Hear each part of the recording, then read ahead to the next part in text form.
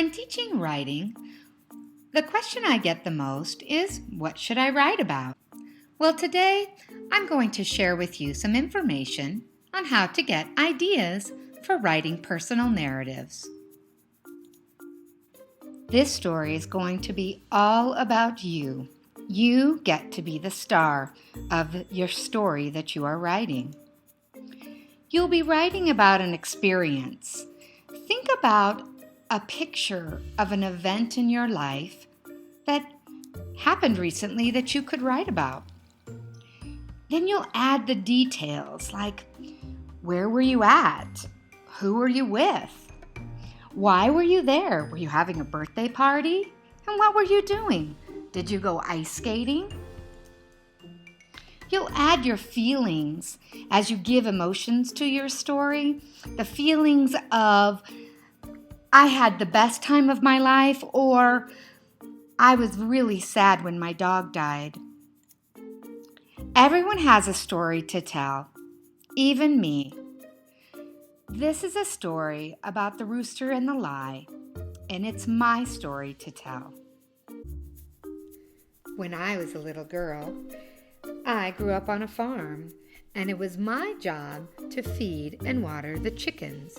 So every morning, before I got dressed for school, I would dress in my chore clothes and go out and get a bucket of grain and a bucket of water and go into the chicken coop. And I would pour it in the trough for the chickens. And every night when I came home from school, I would change out of my school clothes into my chore clothes and do that again. Get a bucket of grain and a bucket of water and go and feed the chickens inside the chicken coop. Well, one morning, a neighbor boy called to see if I could bring a feather for him to take to school. Well, that morning, I had already done my chores, and I was already dressed for school. I had on a really pretty dress for school, but I was happy to do that for a neighbor. So I went outside to the chicken coop to find the perfect feather. I saw it. It was sticking right out of a rooster, almost ready to come off. I looked down on the ground of the chicken coop and I saw lots of feathers, but they were kind of dirty.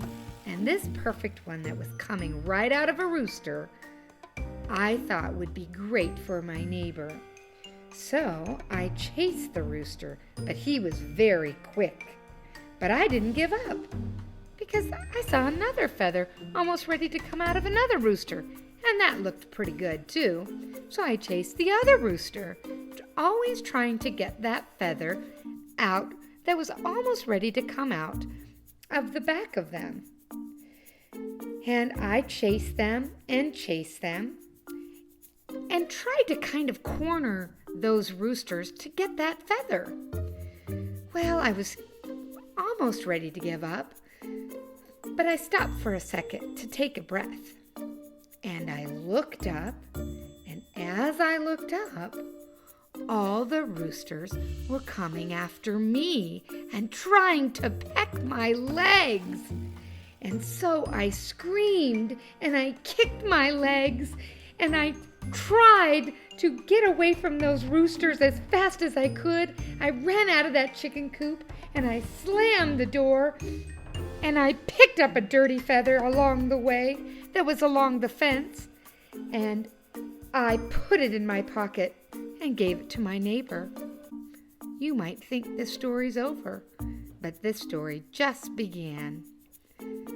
Because when I got home from school that day and I changed out of my clothes into my chore clothes, I went and got the bucket of grain and I got the bucket of water and I stood outside the chicken coop and I was too afraid to go in. And so I took the grain and put it back in the grain bin and threw the water out, and I didn't feed the chickens that night. And when my dad came home, my dad said, "Becky, did you feed the chickens tonight? Did you do your chores?" And I said, "Oh, yes." And then the next morning, I wanted to be brave again, and I went and got a bucket of grain. I went and got a bucket of water, and I stood outside that chicken coop, but I was too afraid to go in. I knew those chickens would remember me and peck at my legs again. So I didn't feed the chickens that morning either. They went hungry that day because when I got home from school, my dad met me and said, "Becky, did you do your chores this morning? Those chickens were mighty hungry when I went outside, so I fed them again." I thought to myself, thank goodness those chickens didn't starve. But I went outside trying to be brave, got the bucket of grain, the bucket of water, and I couldn't do it. I couldn't go in. And the next day, the same thing happened. But this time, my dad went out to check to see if I did the chores. And when he came in, he said, "Becky, did you do your chores this morning?" And I said, "Yes, I did." And he said, "I know you didn't. You've told a lie." And of course, I put my head down and started to cry because I was caught in the lie. But I tried to be brave, but I knew I was afraid of those chickens. So I told my dad the whole story, and he said, "You are in very big trouble for lying to me, number one. And number two, you will be punished." And I knew I would be punished. And I got a very big spanking that day. And after I got my spanking, my dad set me down and he said, "I know that you're afraid of those chickens. How about if we trade chores with your brother and you feed the horses hay instead?" And I never had to feed the chickens again.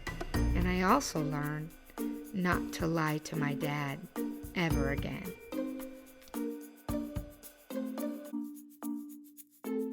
What can you write about? Let's think about some ideas. Holidays, birthdays, vacations, family traditions. Think about what you can write about.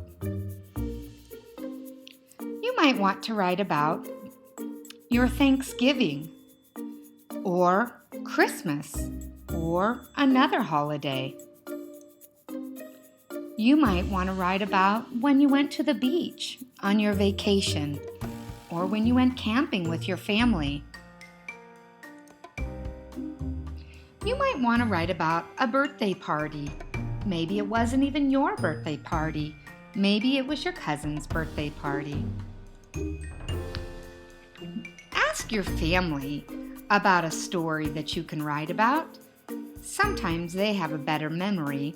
In my family, my sister always has a better memory of the stories that we always share.